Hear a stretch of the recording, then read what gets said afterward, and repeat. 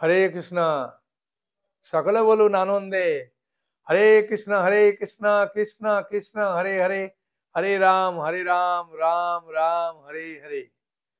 জয় শিব চতুর্দশী কি জয়, জয় মহা মহা শিব চতুর্দশী কি জয়। খুব আনন্দ পাচ্ছেন, কারণ শিব চতুর্দশী সকলেই প্রায় পালন করেন। হ্যাঁ, প্রতি মাসে কৃষ্ণপক্ষের চতুর্দশী তিথি হচ্ছেন সবাই শিবরাত্রি হিসাবে পালন করে অনেকে, কিন্তু মহা শিবরাত্রি এই ফাল্গুন মাসের কৃষ্ণপক্ষের চতুর্দশী তিথিকেই একমাত্র মহা শিবরাত্রি বলে জগতে খ্যাতি লাভ করেছে। সেই জন্য এই মহা শিবরাত্রি, ফাল্গুন মাসের কৃষ্ণপক্ষের চতুর্দশী তিথি আপনারা কবে পালন করবেন? কেন পালন করবেন? এর মাহাত্ম্য কি? ভাগবতমে কি বলা হয়েছে, চৈতন্য চৈতামৃতে কি বলা হয়েছে, এবং মায়াপুর ধামে বিভিন্ন বিষয় নিয়ে আমরা আলোচনা করব। তার মধ্যে মুখ্য আলোচনা থাকবে শিব চতুর্দশী। এই শিব চতুর্দশী পালন করবেন কবে? ফাল্গুন মাসের কৃষ্ণপক্ষের চতুর্দশী তিথিতে। এটি পড়েছে 27শে ফেব্রুয়ারি বৃহস্পতিবার, 14ই ফাল্গুন। ঠিক আছে, অন্য কোনো দিন করার চেষ্টা করবেন না। এই দিনটা সব জায়গায় হচ্ছে, সমস্ত গৌড়ীয় মঠ, বৈষ্ণব মতে, বৃন্দাবনে। অতএব এই দিনটাই পালন করবেন, ঠিক আছে? কোনো সন্দেহ করবেন না যে আমার বাড়ির পাশে এই দিন করছে, আমি ওই দিন করবো। বুঝলেন? এমনি ওই দিনও করতে পারেন, শিবজি মাতায় জল দিতে অসুবিধে কি আছে? তাই না? কিন্তু বিশেষ করে পালন করবেন 27শে ফেব্রুয়ারি বৃহস্পতিবার, ঠিক আছে? এবং আমরা কিভাবে বাড়িতে সহজে পালন করতে পারবো, সেই সব নিয়ে আলোচনা করব। আসলে শিব কথাটির অর্থ কি? শিব কথাটির অর্থ হচ্ছে মঙ্গলময়। বুঝেছেন? আর ভাগবতমে দ্বাদশ স্কন্ধে উল্লেখই আছে, বৈষ্ণবানাং যথাসম্ভু, বৈষ্ণবদের মধ্যে সব থেকে শ্রেষ্ঠ হচ্ছেন শিবজি। সেই জন্যে সমস্ত জন এই শিব চতুর্দশী পালন করতে পারেন। যদি কেউ শিবজিকে মনে করেন যে শিবজি হচ্ছেন সর্বশ্রেষ্ঠ বৈষ্ণব, এই বলে যদি কেউ শিবের পূজা করে, সে গোলক বৃন্দাবনে ফিরে যাবে। বুঝেছেন? সেই জন্য মহাপুর বাড়িতে, বুঝেছেন, স্বয়ং মহাপ্রভু বাড়িতে ক্ষেত্রপাল শিব এবং গোপেশ্বর মহাদেব সেখানে অবস্থান করছেন, ঠিক মহাপুর পিছন দিকে। আর ওখানে প্রার্থনায় লেখা আছে, ওয়ে ক্ষেত্রপাল শিব তুমি বড় দয়াময়, কৃষ্ণ ভক্তি দেহ মোরে হইয়া সদয়। ওয়ে ক্ষেত্রপাল শিব তুমি বড় দয়াময়, কৃষ্ণ ভক্তি দেহ মোরে হইয়া সদয়। শিবজির কাছে কি প্রার্থনা করলে সব থেকে ভালো? কৃষ্ণের শিবজির কাছে সব থেকে ভালো প্রার্থনা হচ্ছে, শিবজি আমাদের যে মিথ্যা অহংকার আছে ওটা নষ্ট করে দেয়। কারণ মিথ্যা অহংকারের ফলেই তো এই জগতে আমি কষ্ট পাচ্ছি। সেদিন শিবজির কাছে যদি ওই দিন প্রার্থনা করবেন যে শিবজি, হে পরম মঙ্গলময়, হে আশুতোষ, হে ভূতনাথ, হে বিভূতিভূষণ, হে শম্ভু, আপনি কৃপা করে আমাকে মিথ্যা অহংকার থেকে মুক্ত করুন এবং আমাকে হরিভজনে সাহায্য করুন। শিবজি খুব খুশি হবেন, আপনার প্রার্থনা শ্রবণ করবেন। এইভাবে আমরা যদি করজোড়ে প্রার্থনা করি, শিবজি খুব কৃপালু। আর এই দিনটা বিশেষ করে, হ্যাঁ, যদি শিবরাত্রি একটু যত্ন সহকারে পালন করবেন, তাহলে শিবজির একটা নাম হচ্ছে আশুতোষ। তিনি অল্পতেই সন্তুষ্ট হয়ে থাকেন, বুঝেছেন? হ্যাঁ, এবং তার আরেকটা নাম বিভূতিভূষণ। তিনি জড়জাগতিক জিনিসকে পুড়িয়ে ছাই করে গায়ে মাখেন। আর তার আরেকটা নাম হচ্ছে ভূতনাথ। এই জগতে কেউ ভূত প্রেত এসবদের কেউ কৃপা করে না, শ্মশানে টশানে কেউ থাকে না, কিন্তু শিবজি তিনি সবাইকে কৃপা করার জন্যে, হ্যাঁ, ধনী দরিদ্র থেকে আরম্ভ করে, চন্ডাল থেকে মুচি থেকে একবার নিচু থেকে আরম্ভ করে, হ্যাঁ, সবাইকে কৃপা করার জন্য তিনি এই জগতে, হ্যাঁ, এসেছেন। সেই জন্য মহাভারতে একটা খুব সুন্দর কাহিনী আছে, বুঝেছেন? আপনারা শুনবেন। হ্যাঁ, চিত্রভানু নামে এক রাজা, তিনি তার স্ত্রীকে নিয়ে খুব সুন্দর ভাবে এই ফাল্গুন মাসে, হ্যাঁ, কৃষ্ণপক্ষের চতুর্দশী তিথিতে খুব সুন্দরভাবে আরাধনা করছেন। আর ওই সময় অষ্টবক্র মুনি সেখানে গিয়ে জিজ্ঞাসা করছেন, মহারাজ চিত্রভানু আপনি কি করছেন? না মুনিবার, আজকের দিনে বিশেষভাবে শিবজির কৃপা লাভের জন্য আমি শিব চতুর্দশী পালন করছি। মানে কেন? না আমি পূর্বজন্মে একজন চন্ডাল ছিলাম, হ্যাঁ, মানে বনে গিয়ে পশু শিকার করতাম, হ্যাঁ, তা একদিন আমি একটা মাত্র হরিণ পেয়েছিলাম, আর সারাদিন পাইনি। তাই হরিণটাকে আমি কাঁধে করে নিয়ে আসছি, হঠাৎ ঝড় বৃষ্টি শুরু হয়েছে। তা আমি ওই গভীর জঙ্গলে কি করব, একটা গাছে উঠে পড়েছি। আর ওই গাছে উঠে বৃষ্টির জল পড়ছে, আর আমি গাছের পাতাগুলো ছিঁড়ে ছিঁড়ে নিচে ফেলছিলাম। কিন্তু ভগবানের বিশেষ কৃপায়, শিবজির অশেষ কৃপায় ওর নিচে শিবলিঙ্গ ছিল,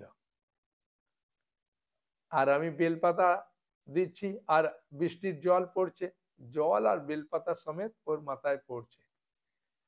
আর ওই দিনটা ছিল এই ফাল্গুন মাসের কৃষ্ণপক্ষের চতুর্দশী তিথি। তাই শিবজি আমাকে বিশেষ কৃপা করলেন। তাই এই জন্মে আমি রাজা হয়েছি, আমি সুন্দরী রানী পেয়েছি, প্রচুর ধন সম্পত্তি পেয়েছি, কিন্তু আমার পূর্বজন্মের কথা মনে পড়াতে আমি এই দিনটি সুন্দর করে পালন করছি। সেই জন্য এই দিনটা সবাই খুব সুন্দরভাবে পালন করতে পারেন। বুঝেছেন?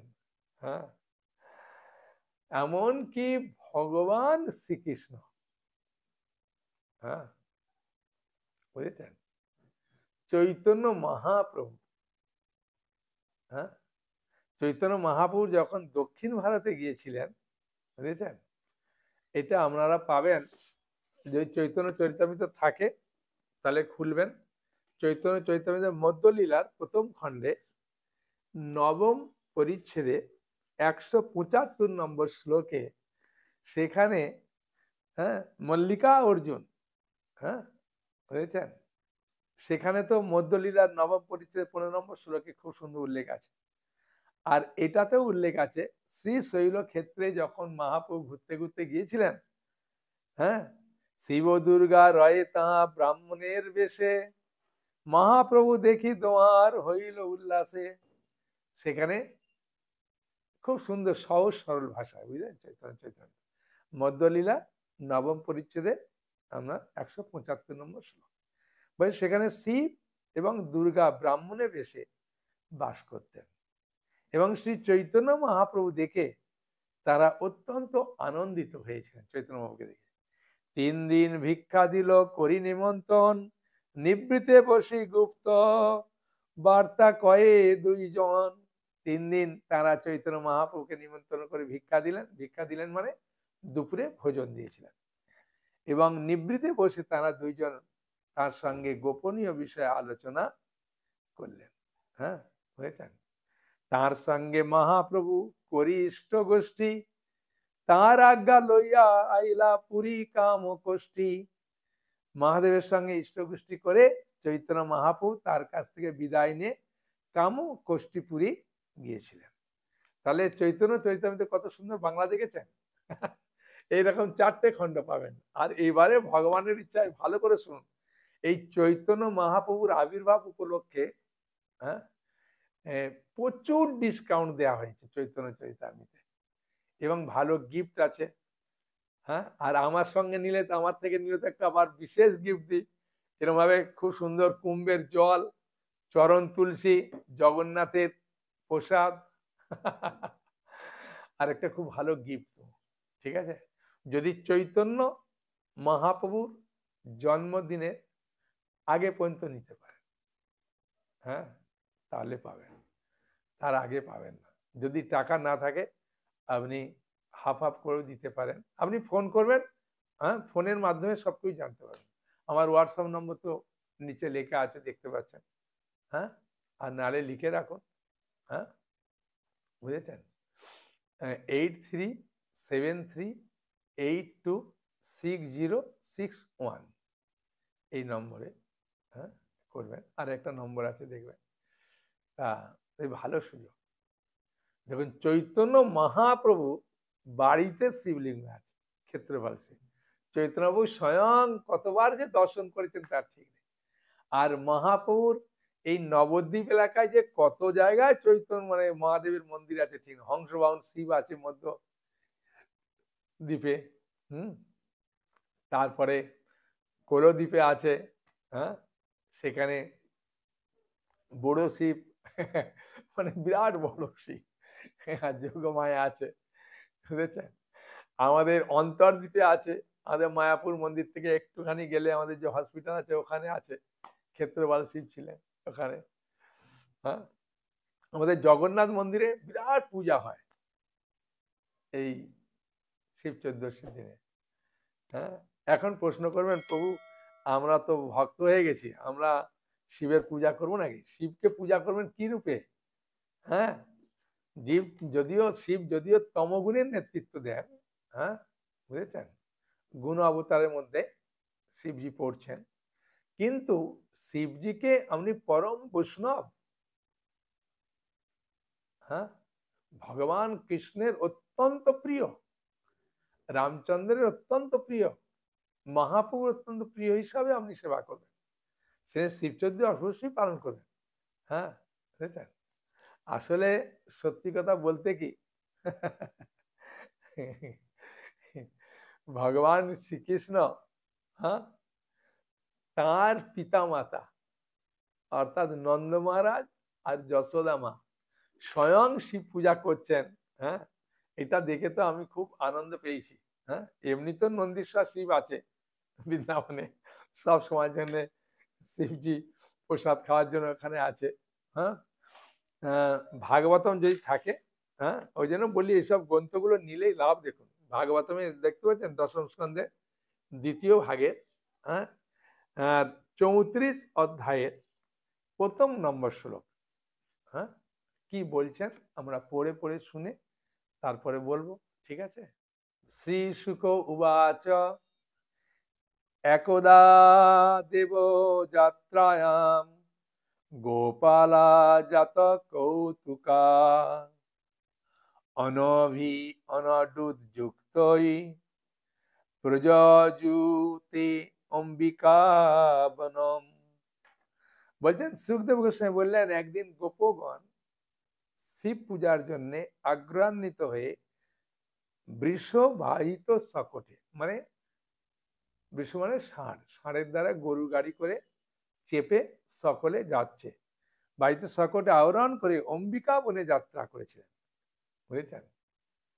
আর এখানে শিল বিশ্বনাথ চক্রবর্তী ঠাকুর, শিল জীব গোস্বামী খুব সুন্দরভাবে বলছেন, হ্যাঁ, যে এই অম্বিকা বনটি ছিল গুজরাটের গুজরাট প্রদেশে সিদ্ধপুর নগরীর নিকটে অবস্থিত। আর ওই দিনটা ছিল কি বুঝেছেন, বলছেন ওই দিনটা ছিল এই ফাল্গুন মাসের কৃষ্ণপক্ষের চতুর্দশীর দিন ছিল। হ্যাঁ, ওই বনের ভিতরে শিব এবং তার পত্নী, হ্যাঁ, দেবী উমার বিগ্রহ আছে, এই জন্য বিখ্যাত অম্বিকা বন। তো দেখুন ভগবান কৃষ্ণ, বলরাম, মা যশোদা, রোহিণী, নন্দ মহারাজ, গোপগণ সবাই গিয়েছিলেন এই ফাল্গুন মাসের কৃষ্ণপক্ষের চতুর্দশীর দিন মহাশিবরাত্রির দিনে শিব পূজা করার জন্য। তাহলে আমরা কেন করব না, তাই না? আমরা সকলেই করব, আমাদের সাধ্য মতো করব। হ্যাঁ, বুঝেছেন? সেই জন্যে আসলে এই শিবজিকে, মনে প্রশ্ন আসবে কিনা? হ্যাঁ, এই শিবজি হচ্ছেন আপনার ব্রহ্ম সংহিতাতে বলছেন যে ক্ষীরং যথা দধি বিকার বিশেষ যোগা संजायते नई तथा पृथगस्ति हेत जम्बुतामपि तथा समवोइति कार्यात् गोविंदम आदि पुरुषम तमम भजामि। মানে একটা বিশেষ কার্য সম্পাদন করার জন্য স্বয়ং বিষ্ণু শিব রূপে এসেছেন, বিশেষ কার্য। হ্যাঁ, এমনি কার্য না, কোন একটা বিশেষ কার্য থেকে এসেছেন। যেমন বলছেন, হ্যাঁ, যে দুধ যেমন থেকে দই হয়, কিন্তু দই দুধ হতে পারে না, দুধ দই হতে পারে। শ্রীরাম শিবের সঙ্গে ভগবানের মিলও আছে আর অমিলও আছে। হ্যাঁ, সেই বিশেষ কার্যটা করার জন্য শিব হয়ে এসেছেন এই জড় জগতে। হ্যাঁ, তো বুঝতেই পারছেন জড় জগতের অধিষ্ঠাত্রী দেবী হচ্ছেন কে? হ্যাঁ, পার্বতী। হ্যাঁ, তাই জড় জগতের প্রতি যখন বিষ্ণু দৃষ্টিপাত করলেন, এই দৃষ্টিপাতটা হচ্ছে লিঙ্গ, বুঝেছেন?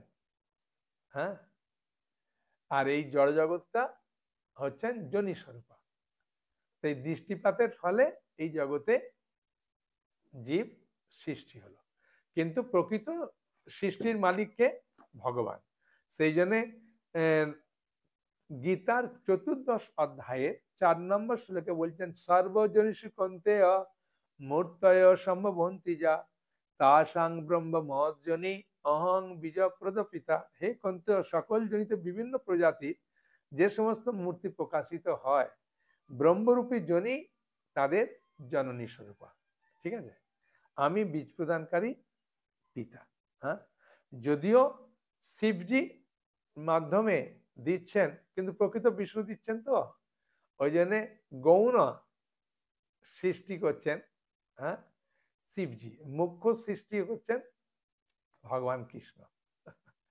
সেই জন্য অং ব্রজ পিতা বলছেন। হ্যাঁ, যে ভগবানের কার্যকলাপগুলো আমরা যদি ভালো করে সাধু গুরু বৈষ্ণবের মুখ থেকে শুনি, তাহলে আমাদের বুঝতে খুব সুবিধা হবে। হ্যাঁ, আর এই শিব চতুর্দশী, হ্যাঁ, যেহেতু শিবজি সোজা কথা হচ্ছে পরম বৈষ্ণব, তাই তার যদি আরাধনা করি, তার কাছে প্রার্থনা করি, হ্যাঁ, তিনি সবসময় শ্রবণ কীর্তনে সবসময় ব্যস্ত। হ্যাঁ, তার মধ্যে শ্রবণ কীর্তন রুচি হবে, হ্যাঁ, ভাগবত কথায় রুচি হবে, আমরা বৈষ্ণব হতে পারবো। আমরা তো শুধুমাত্র বৈষ্ণবের সাজ পড়ে আছি, কিন্তু বৈষ্ণব হওয়াটা, হ্যাঁ, খুব কঠিন। হ্যাঁ, কিন্তু শিবজির কাছে প্রার্থনা করলে শিবজি পূরণ করে দেন। বিশেষ করে এই দিনটা বিশেষ একটা কৃপা পাওয়ার দিন। হ্যাঁ, বুঝেছেন? যদিও একবার পার্বতী শিবজিকে জিজ্ঞাসা করছেন, প্রভু এই জগতে সব থেকে সত্য বস্তু কোনটা? তখন শিবজি হাসতে হাসতে পার্বতীর কাঁধে হাত দিয়ে বলছেন, পার্বতী আমার কথা শুনবে? যে হ্যাঁ প্রভু, শুনবো। বলুন তো প্রকৃত সত্য বস্তুটা এই পৃথিবীর কি? তখন শিবজি কথা শুনে, এই পার্বতীর কথা শুনে শিবজি খুব আনন্দ সহকারে বলছেন, উমা কহু অনুভব আপনা আমার অনুভব বলবো, সত্য হরি ভজন আর সব স্বপ্ন। এই জগতে হরি ভজন ছাড়া যা কিছু করবে সব স্বপ্নের মতো। সেই জন্যে এই হরি ভজন করাটা আমাদের খুবই প্রয়োজন। সেই জন্য শিবজি সবসময় জন্য ভগবানের নাম গুণগানে ব্যস্ত। সেই জন্য আমরা সবসময় জন্য হরে কৃষ্ণ কৃষ্ণ কৃষ্ণ হরে হরে, হরে রাম রাম রাম হরে হরে, এই মহামন্ত্র কীর্তন করব। হ্যাঁ, বুঝছেন? এখন কিভাবে পালন করবেন এটা পড়েছে, হ্যাঁ, 27শে ফেব্রুয়ারি, বুঝেছেন, 14ই ফাল্গুন বৃহস্পতিবার। হ্যাঁ, 27শে ফেব্রুয়ারি 14ই ফাল্গুন বৃহস্পতিবার।